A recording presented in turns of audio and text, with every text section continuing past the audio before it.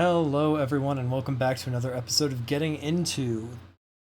This time we will be talking about how to get into a series, so a little bit more like my original, or, well, not original, but like my lovely video about getting into Exalted and the many different splats of that. Today we'll be talking about Chronicles of Darkness, a game made by the same publisher in its current edition, and probably last edition. So, hello everyone, I am Oscar C. Tango, a professional game master, game designer, and role-playing games enthusiast.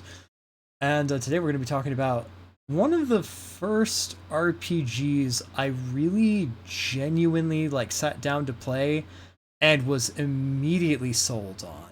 And that is Chronicles of Darkness as a general system, as well as specifically one of its splats, but we won't get into that. So, first things first, obviously, for those who have stumbled across this video and don't know what the fuck I'm talking about, what is Chronicles of Darkness? Chronicles of Darkness is a horror-oriented, role-playing tabletop game focused on games in the modern era, although it can easily be adapted to run games in a variety of eras, from those in the past to those in the future, and a variety of different settings if you're willing to put in the work. I say horror-oriented because, yes, most of the game is designed around dealing with horror, but it doesn't have to be if you're willing to look at and tweak the rules. So, that's the short version. But for those curious about a little bit of history, gonna do a hop, skip, and a jump, quick little dive back in time to explain a little bit more about the system's history and why it might seem very similar to other things you've heard of in the past. So, back around the 90s, D&D was still the big game, as it is at least at time of recording. And there were a number of interested competitors. One of the groups that came out were a group of interesting individuals called White Wolf Publishing. White Wolf Publishing set about to release a series of games that weren't about playing fantasy heroes on an adventure, but instead a dark, gritty depiction of the modern world as they saw it in the 90s. A game where you not only could be in the world you knew and understood today, but where you could play supernatural and horrific evil monsters, and see the various societies and struggles that they have in the world and how that influences things, combining a number of mythologies from across the world and doing a number of interesting things. They released the World of Darkness games. If you haven't heard of World of Darkness, you've probably heard of Vampire the Masquerade. If you haven't heard about Vampire the Masquerade and you're still watching this video, I'm impressed. They released Vampire the Masquerade, Werewolf the Apocalypse, Mage the Ascension, as well as the three best-known game lines, but there's also Demon the Fallen, Mummy the Cursed, I believe, and along some more fun and exciting lines, Changeling the Dreaming, and Wraith the Oblivion. Now, these are a lot of names I've thrown at you, but basically, thing the other thing, noun the adjective, or other noun, is the general naming scheme of the World of Darkness. And the World of Darkness developers did something brave, fascinating, and perhaps a little bit silly. When designing their games, they were foreshadowing the apocalypse, setting up an entire world of history and lore that if you get into the icebergs of these games and how they interconnect, because yes, they are all interconnected, at least if you want them to be, you can go back and you can see how the world came to be the way it was and what future awaits the world in a dark and interesting future. So, being interesting as that is, they also said, here comes the end, and every game line has its end, one form or another. And then, the mad bastards brought it about. The end of the world. Every single apocalypse from every single splat line happened. And with that, the world ended. Now, the people at White Wolf aren't completely crazy. They're not going to kill off a good thing.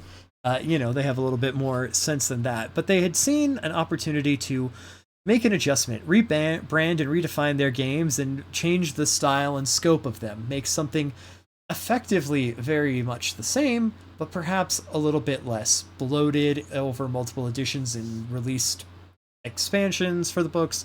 Concentrate the game down a bit, distill it, refine it. And so they came out with New World of Darkness. New World of Darkness had a bunch of similarly named games, such as Vampire the Requiem, Mage the Awakening, Werewolf the Forsaken, as well as some games that had very different names, despite being somewhat notable spiritual successors, such as Geist the Sin Eaters. There's also another mummy game, Demon the Fallen, or not Demon the Fallen, Demon the Descent. As I say, a number of Splat games were released. And then something happened and White Wolf loaned out or effectively gave the rights temporarily to another company, Onyx Path Publishing. They did this with a number of their games at the time. New World of Darkness got given out and became Chronicles of Darkness, which is New World 2nd Edition, which is different from World of Darkness. Nominally. They also gave out Exalted, which is where we get the 3rd edition of Exalted at the moment from Onyx Path Publishing. So, yeah, you look at that and you have some very interesting games released. So, Chronicles of Darkness is the 2nd edition of New World of Darkness, and as I said, a horror-focused role-playing game system that can be generalized if you're willing to put in some work. So, how does it do? Chronicles of Darkness is a dice pool game for those who hate those, and for those who love them as well. It uses a combination of an attribute and a skill, an attribute and a skill, to combine them together to roll an equal number of d10s as your level in the combined attribute and stat, counting 8s, 9s, and 10s as successes, with 10s exploding, which is where you roll the die again and see what you get, adding other new successes to your success total, ignoring failures, and if you roll another 10, it keeps exploding. 10s can explode until they stop rolling 10s. And that is the default system. With this, combining a set of skills and attributes rated, grouped into the physical, social, and mental skills, you design a character who is primarily one of the three, secondarily one of the other remaining two, and tertiarily the last one. Getting the fewest points in your tertiary skills, the most and abilities, and the most points in your primary skills and attributes, and so on. And that is the main makeup of a character. There's also, for every game line, something called an integrity stat, which is basically a measure of how well you're holding up. If you reach 0, your character is gone. In a similar vein, your character also has a resource called willpower, a metacurrency that you can get back by performing certain actions in certain contexts that you can spend to gain bonuses in a situation where you basically get to add dice. There are also a system called merits. Merits are kind of like feats in Dungeons & Dragons, but they can represent a large number of different things. A merit can be access to a special list of abilities when you fight someone. Merits can just be flat bonuses in certain situations. Merits can be unique abilities. They can represent NPCs that you have ties to. And that is broadly the makeup of Chronicles of Darkness. Now, this definitely is one of the more nitty-gritty systems where you can sit down and customize your character quite a bit within the limitations of how the game works. Coming in with, your set of skills between 1 to 5 and your attributes rated between 1 to 5. Skills are 0 to 5, attributes 1 to 5. A set of 10 merits normally in every splat, and then if your splat is supernatural, some kind of powers that you get for free. And that is the gist of Chronicles of Darkness. There's a lot of reading to be done. Pick your merits, sit around, look at what they have, choose what skills you're going to need and prioritize for your build, coming in at, that. And, there you have it. That is broadly what is a character and how you play Chronicles of Darkness. You roll a bunch of d10s and see if you do things. But if that were all, we wouldn't be making this video. It would be a little bit simpler. So, for one thing, Chronicles of Darkness, as I mentioned, has splats. So, we're going to talk about the books, what they mean, what they do, and how they work. So, up on the lovely screen here, you have probably about 60% of the title screen for Chronicles of Darkness's own core rulebook, the Chronicles of Darkness core rulebook. Truly, breaking, I'm not going to make fun of them for naming it simply. This book has everything you need to play a normal, mortal human, as well as some degree of supernatural horror if you're willing to twist the system's arm a bit. It has equipment, weapons, armor, how to make a mortal character, as well as some supernatural abilities if you would like to give those to your characters, and a general overlay of how a chunk of the world's metaphysical aspects work, as well as two separate types of what are called chronicles, which are to say campaigns that you can run. One focusing on a major antagonist for the series called the God Machine, and the other a Contagion Chronicle, which is a chronicle that runs with all splats active. Now, I did say all splats active, so what are these other splats? Sadly, I'm not going to be cycling through all of the book images. I'm just going to keep it up to the core one today, but starting off with the big one, Vampire the Requiem, a replacement for Vampire the Masquerade. Vampire the Requiem is pretty fucking cool, but a lot of Masquerade players that I know tell me that they don't like it because it doesn't have all the clans they like. That's fair, I guess. If my favorite Masquerade clan, I don't even play Masquerade, isn't in the book, and I'm upset about it, but on the other hand, I think it's pretty fucking cool.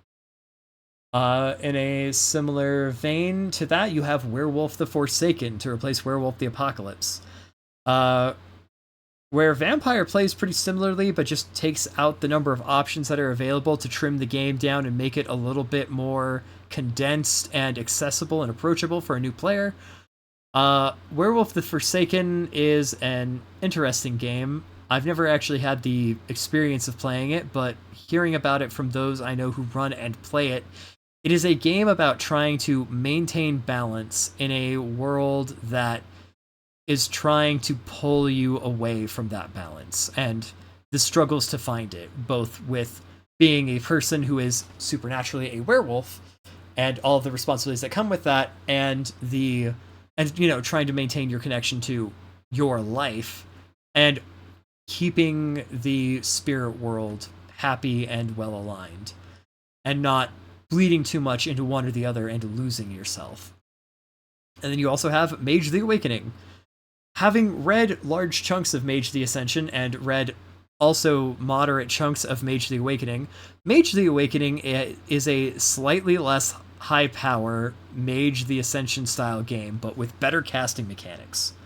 That is the main two things I hear. Having never played a session of Ascension and played exactly one session of Awakening, I hear the casting's a lot better, but broadly speaking, you don't just have the level of raw, I can do what I want that Mages in Ascension had.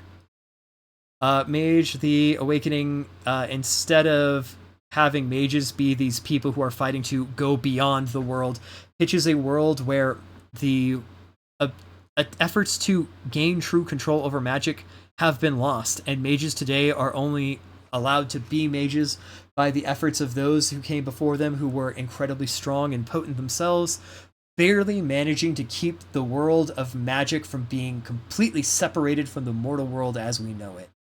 Living in that system and being a person given godlike power and all the horrible flaws that come with that, as well as occasionally learning that you're absolutely helpless, even with all that godlike power.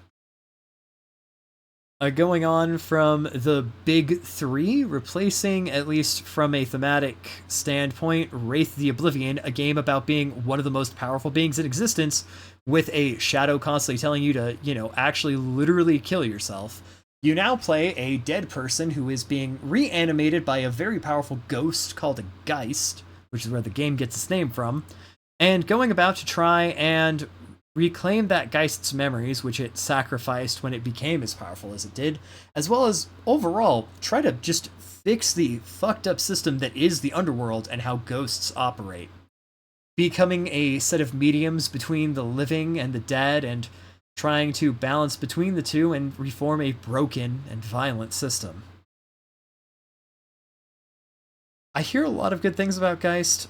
People tell me that Geist thematically is really, really cool, and there's a lot of fun things you get to do as a Geist, but I've also heard that the way the book is laid out makes it really hard to reference rules and access the system, so it's a little bit less approachable.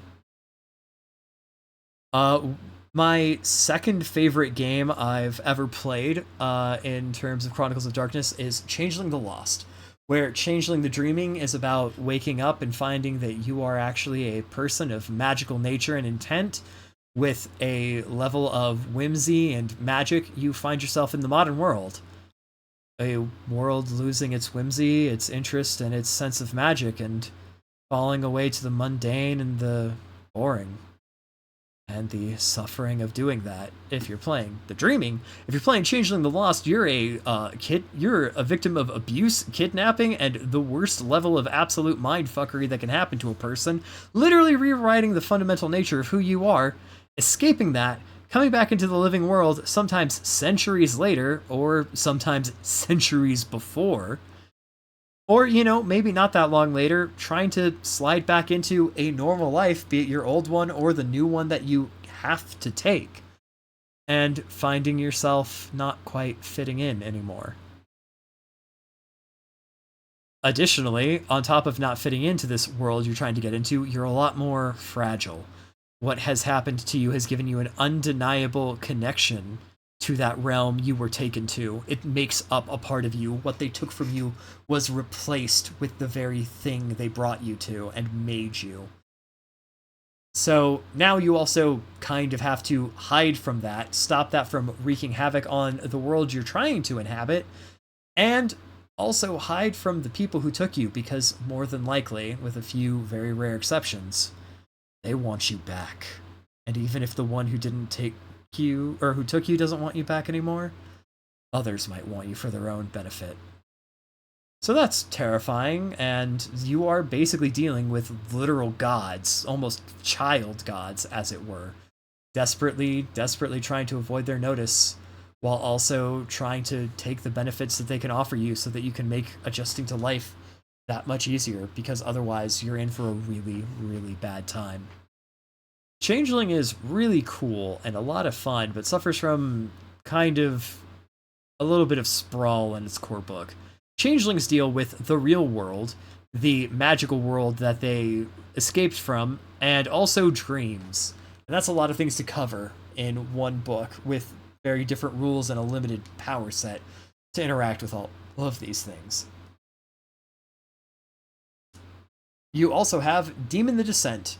Demon the Descent has a table of contents that I'm not really fully capable of deciphering, because they don't say what the hell they're talking about, and they don't give you subheadings. They just give you book 1, some kind of cool sounding name, not descriptive at all, and then continue on. So I don't know much about Demon the Descent. People tell me it's very much about hacking the world, and I've heard some people describe it as being similar to Cult 4th Edition, which sounds cool as fuck, but it's really hard to read. I'm not going to put in the effort. Similarly, Mummy does the same thing. Mummy is about being a mummy, a being cursed by their own gods, and you are basically incredibly powerful, but as you go about, basically, you level up in reverse. You get weaker as time goes on in the game. You start out incredibly powerful and just lose that over time. Someone hacked Mummy to make a Highlander game. I feel like it's worth noting that, because that's really cool of them to have done.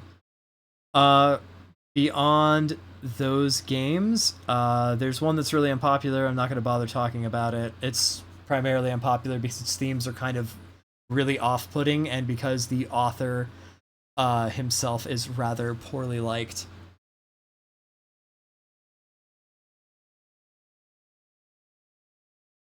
So with all of these different Chronicles of Darkness splats, it's very easy to kind of look at it and be like, oh, okay, these are a bunch of different games I can play. Because, you can be a werewolf, you could be a vampire. In theory, you could play werewolves and vampires together.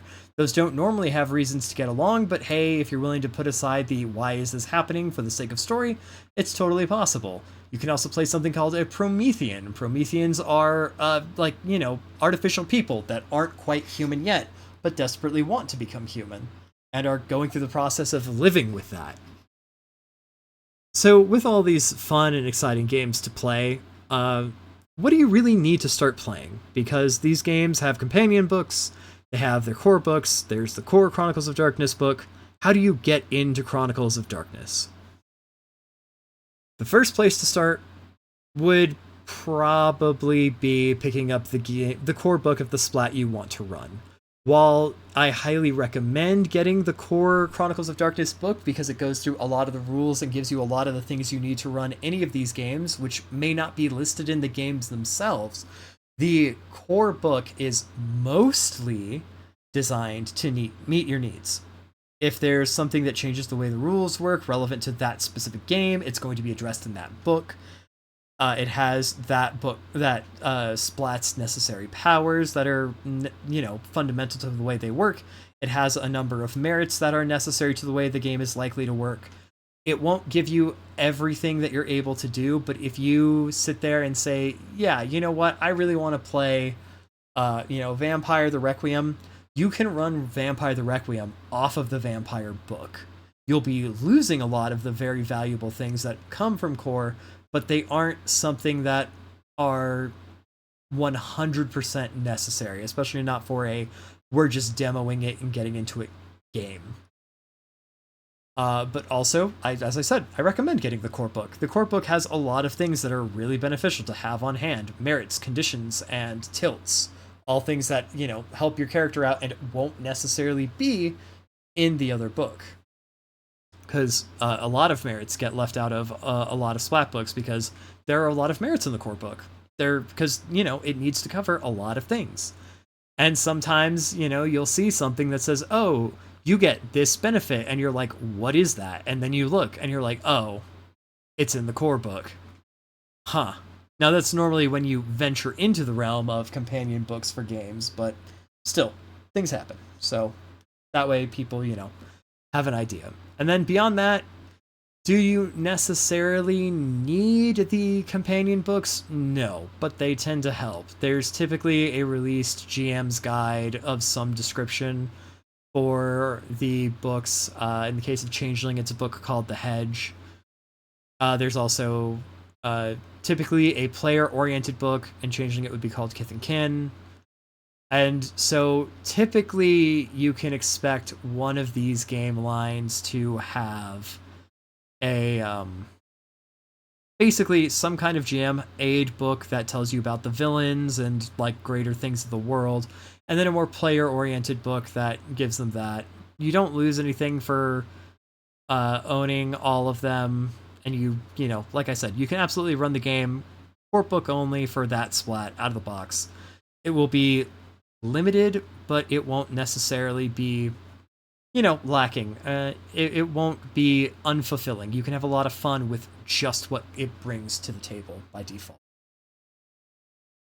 So if you want to play a game that has a singular core system that is consistent across all of its game lines, unlike a lot of the World of Darkness games, if you want a game that has a very easy starting point where if you just kind of look like, okay, this is how I make a character and this is how you roll the dice, and then from there you kind of can slowly add in complexity, I really recommend Chronicles of Darkness. And if you want to go kind of out there and really expand what's possible, you might want to look at some of their things called mirrors, which are first edition books about different theoretical settings, or their Dark Eras book, which will sit down and tell you a little bit about what the world was like for the various splats that were around in different timelines, ranging back from, I believe, as far as Rome to all the way up to, obviously the modern day. And I mean, we get really close to modern. There are very much dark eras based around, hey, what was it like in the 80s? So, with that, if you want to play a game about being people living their lives in a dark, haunted world full of scary supernatural things, not just the other splats you can face, but also the things that don't follow those rules, pick up Chronicles of Darkness, and I mean, see what you can do with it. Bend it to your will on occasion. You could absolutely run a Mortals game about just being a group of adventurers who are going around, going into dungeons and hunting dangerous monsters. And that's without running Hunter the Vigil, which is another splat line where you play humans who are not technically humans. They're slightly better than humans. They get special abilities that normal humans don't get.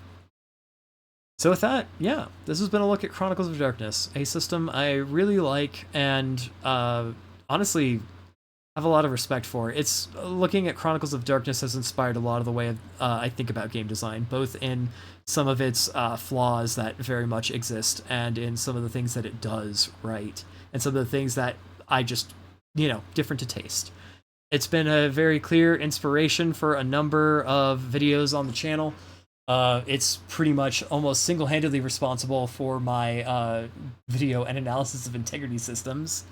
It's very much a focus on me talking about XP and reward loops, where I talked about the fact that Chronicles of Darkness has the aspiration system, a system where you set a set of 2 normal goals, and then that can be completed in what should roughly be assumed to be a scene, and then a long-term goal that may take, or should take, many multiples of sessions to complete together.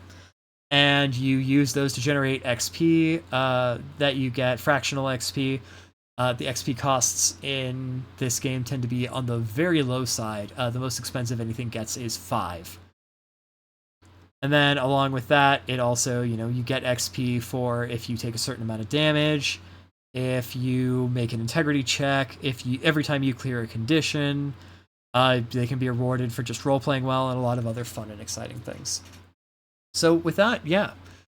Like I said, if you're looking to try something new and you're willing to work with a system and just really try it out, let it do what it do and give it a few sessions to really get going, I think you will find that Chronicles of Darkness has a nice social system, a very good investigative system, it's a combat system. It's not terrible. It's not even the worst combat system I've ever played. It just isn't like the most, fuck yeah, this is great, quick, easy, and I love it thing I've ever played either. And, it lets you play a game where you can just have a game about a bunch of office workers working in said office and the way they deal with their lives with that. If that's what you want to run, you can absolutely use Chronicles of Darkness to do it and never touch a supernatural idea in your life.